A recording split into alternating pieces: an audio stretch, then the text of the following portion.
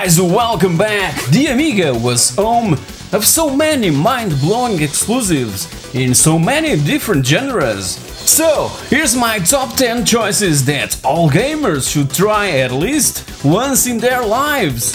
Let's take a look.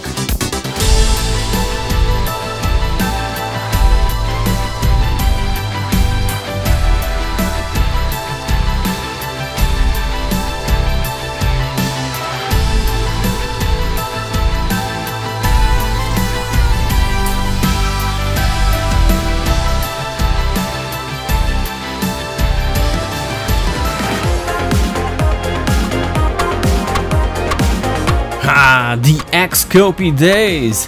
We could have the entire Amiga library stored in a couple of these plastic archive boxes, and for me, here in Portugal, buying X-copied games was a perfectly normal and legit thing to do till 1991, cause the Anti-Piracy Law 109 only arrived by the 17th of August of that year.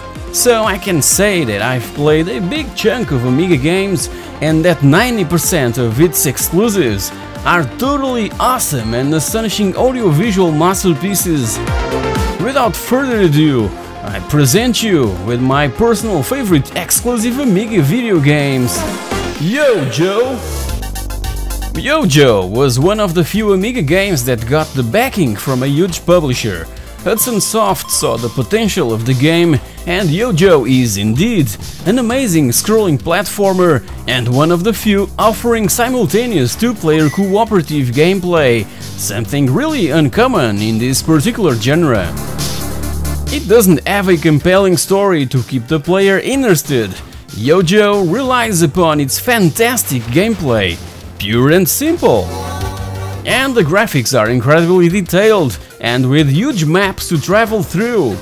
An incredible display of what the Amiga was capable of. And the music? Dance and trance were what people were listening in early 90s, and these tunes just makes me stop for a while and simply sit back and relax for a bit.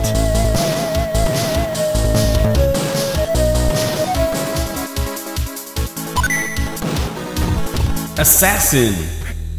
Team 17 was known as one of the most incredibly challenging group of people that published extraordinary Amiga titles.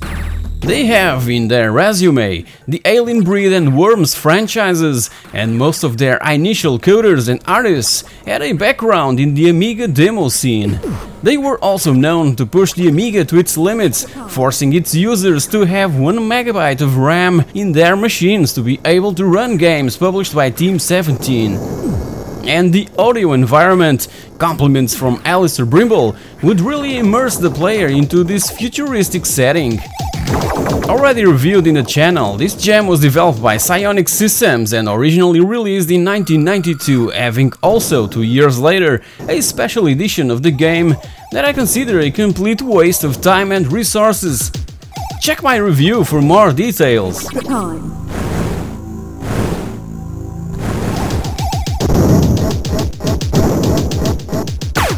Agony. Agony wasn't just a pretty cover, it was and still is one of the greatest shoot-em-ups of all time and a true work of art. Developed by Art and Magic and published also in 1992 by Psygnosis, Agony places us in control of an owl fighting its way through 6 gorgeous-looking worlds packed with beasts and monsters. It's a really hard and demanding game, but the music and graphics compensates all the frustration. By the way, and as told on my Psygnosis retrospective, the piano intro by Tim Wright ended up being adapted without consent or credit by the Norwegian symphonic black metal band Dimmu Borgir and featured in their Stormblast album from 1996. Later, this same album was re-released without that track.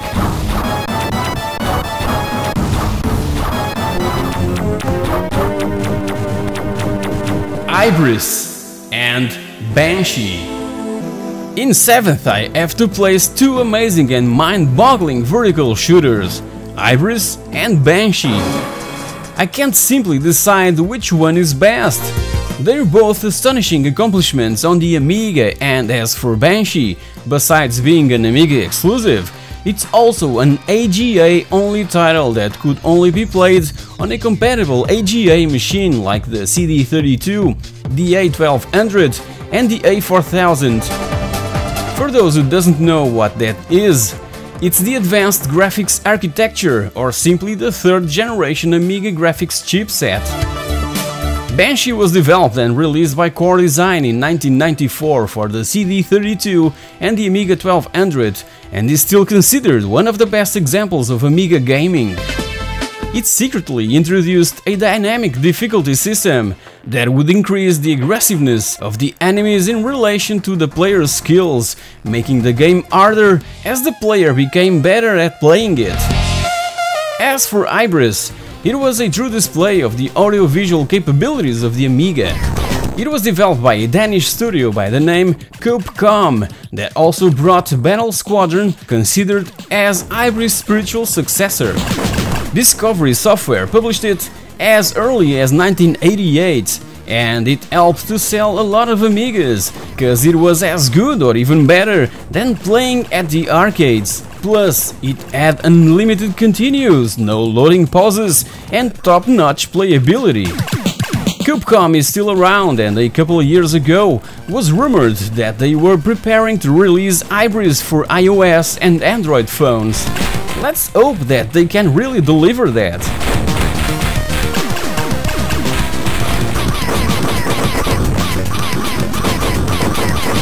Rough and Tumble. Just when Commodore went bankrupt, Renegade Bitmap Brothers subsidiary responsible for also publishing, for instance, The Amazing Gods and the Chaos Engine, released back in 1994 this Amiga exclusive title by the name Rough and Tumble, developed by Wunderkind. If I'm not mistaken, it was the developer's only game commercially available title. I've never heard from them again since Rough and Tumble. The demise of Commodore really crippled the 16-bit home computer video game market, and many smaller studios simply disappeared. If you guys have any news or whereabouts of Wunderkind, just let me know in the comments section below. I don't even know if I'm spelling it correctly. This game is a work of art. I absolutely love Rough and Tumble. Such an amazing action platformer that really came in the wrong time, and being an Amiga exclusive didn't help at all. With a freaking fast soundtrack that instantly reminds me of the 2016 Doom, it helps to keep the adrenaline levels really high and blast everything that crosses our path. All this in blistering speeds. Amazing stuff, a true classic and underrated gem.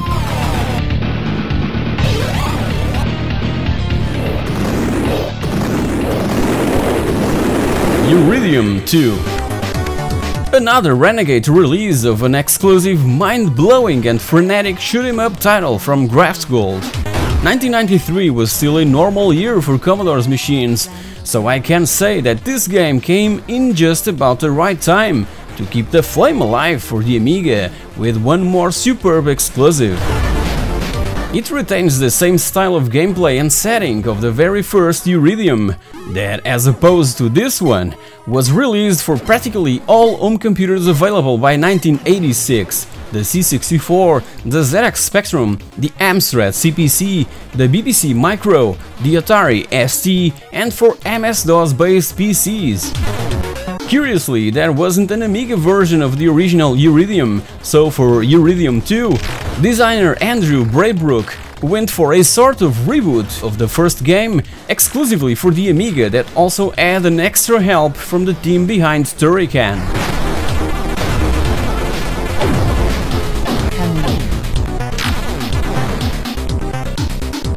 Shadow of the Beast 3. Now comes my favorite Shadow of the Beast game, the third one. Released in 1992, it introduced unseen water and objects physics, clever puzzles, highly inspired by text adventures, and exceptional platform action. Reflections went all in with this third chapter, after a quite disappointing second entry in the series.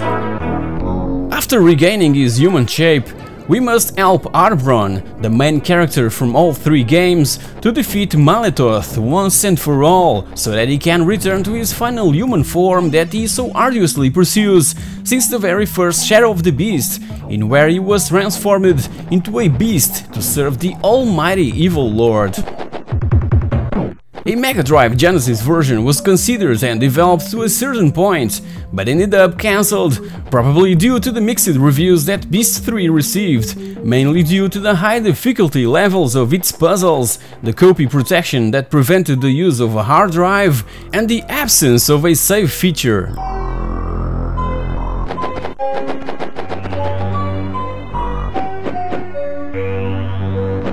Lionheart. Thalion Software was formed by members of the amazing Atari ST demo scene back in the 80s, and from them emerged names that nowadays are huge in the video game industry.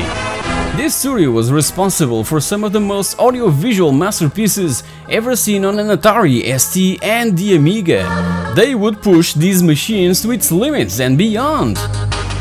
From Thalion's amazing portfolio came in 1993 Lionheart, this visually outstanding piece of programming that features differently generated environments depending on the difficulty setting chosen by the player in the beginning of the game.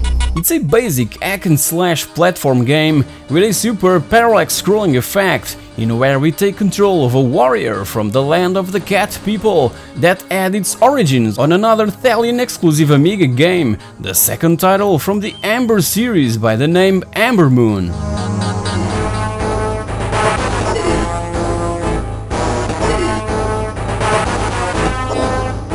Fuzzball.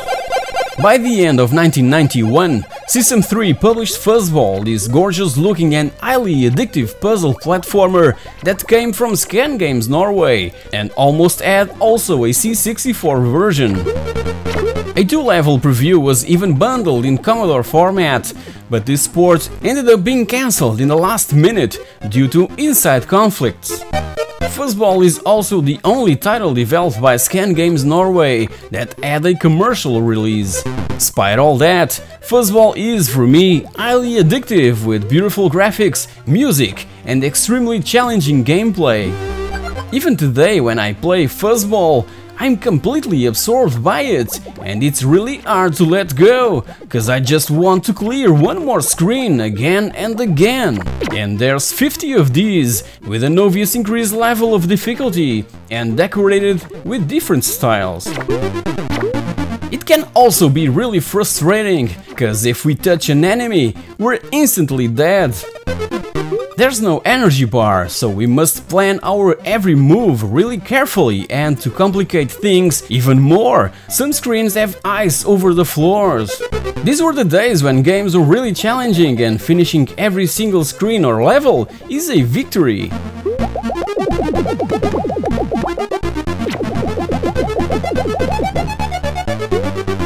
Apidia 2. For last, I kept Apidia 2 from German studio Kaiko, published by Playbyte in 1992, a subdivision of Blue Byte, later acquired by Ubisoft back in 2001, and highly praised for their The Settlers and Anno series. Nowadays, they're currently working in the recently announced Skull and Bones. Back to Apidia 2, the first thing that stands out after loading this game is the amazing soundtrack by Chris Hulsbeck, famous for providing music for the Turrican franchise. And the manga style really shows the studio's love and passion for the artistic vision of Oriental Japanese culture regarding not only arcade and console video games, but also comics and TV animated series. We play as Ikuru that transforms himself into a deadly bee to try and rescue his wife that was poisoned by Aksai, an evil black magic lord. The gameplay mechanics were highly inspired by R-Type and Gradius, and there's a handful of levels, each composed of 3 or more stages, to blast our way through hordes of mutated enemies. The funny thing is that after playing Apidia 2, gamers would start looking for Apidia 1, but the 2 on this game's title was just a joke from the developers.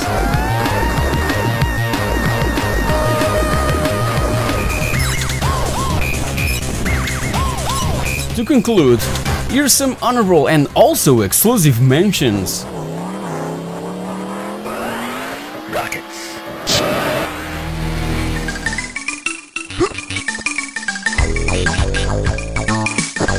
Back in those days, developers would create games for the systems and platforms of their liking and the ones they were familiar with. The overwhelming audiovisual capabilities of the Amiga computer ended up being the platform of choice for many European studios, and I recall that the system would always stand out when displayed in stores demoing the latest hits. So guys, here you have it, 10 plus 7 video games that are exclusive to the Amiga, and that's not their only virtue. All these titles are still extremely good and playable, and everyone should try them. Feel free to check my other Amiga related videos. I have a bunch on my channel that you probably have missed. And if you've enjoyed this episode, please like, share, comment and subscribe to itsaPIXELthing. Thank you very much for watching, and I'll see you all in the next episode.